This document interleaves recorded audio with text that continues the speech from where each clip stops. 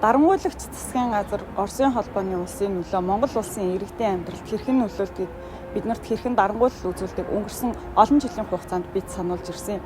Харамсалтай нь бид энд дөрвтэй арга хэмжээ авахгүй байсаар агаад өнөөдөр хувийн эмчтэй халтсан хувийн эрх чөлөөгөө боомлуулсан хэлбэрт шилжээд байна. Өнөөдөр Монгол улсын иргэний хувийн эмч, эрх чөлөө, эрүүл мэнд, амь насан занал хийлсэн бусрамг үйлдэл гарч байгааг бид хойдлын жишээс харж болно.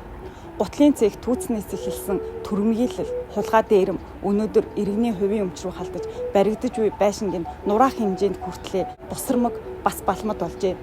Бид энэ жишээн дээр үндсэн хуулиар олгогдсон хувийн эмчээ хамгаалах эрхэд нэгдэхгүй яваас дараагийнх нь бидний ээлж байх болно.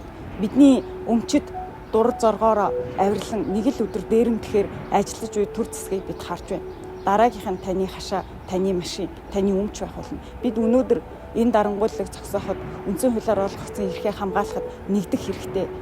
5 сарын 9-ний өдөр Монгол улсын иргэнийхэн өмчийг хулгайлж Оросын холбооны улсад бэлэг барьтлаа зусарцсан төр гэж нэрийн дор биднийг удирдах байна хэмээн итгэсэн хүмүүс бидний өмчөд халдж байна. Бид үүнийг даруй таслан зогсоох ёстой. Дараагийн өмч нь таны өмч байх болно, таны газар байх болно, таны эзэмшлийн хашаа байшин байх болно. Энэ дарангуйлагч төр засагт юу ч хайран биш гэдгийг бид харж байна. Ингэж болдго юм уу? Хүний хөрөнгийг шүн өрөөд үл цагаар тэгээ хүн байхгүй ямар ч үгүй хөгжлийн мишэлтэй усуудыг ингээл тийм ээ.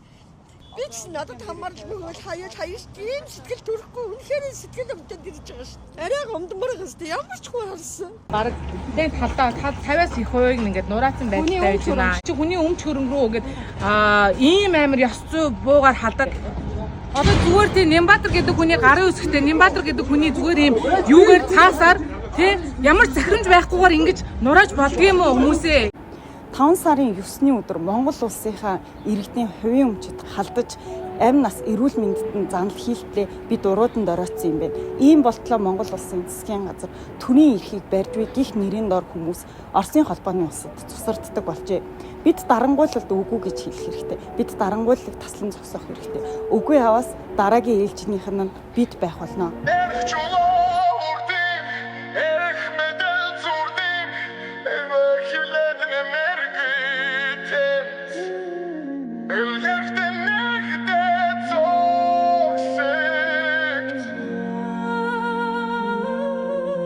Шахар бууцов туртай бадуудис амхай хүн даван үхэл айцыг даваадүхэл эрчэлөө үүдэх эрх мэдэл зурдэх эвэр хэлээд нэмэр гуйтэмс эвлэлдэн нэгдэ зогсцэгц